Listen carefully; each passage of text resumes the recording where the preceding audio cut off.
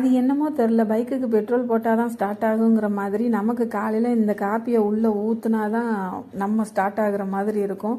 காலையில் காஃபி குடிக்கலைன்னா கோங்கோமாக வரும். அதுக்காண்டி காஃபி அடிக்டெல்லாம் கிடையாது. ஆனால் காலையில் கண்டிப்பாக காஃபி வேணும். சில நேரம் பல்லு தேய்ச்சிட்டு, சில நேரம் பல்லு தேய்க்காமல் வாய் மட்டும் கொப்பளிச்சிட்டு, ஆனால் காஃபி கண்டிப்பாக வேணும்.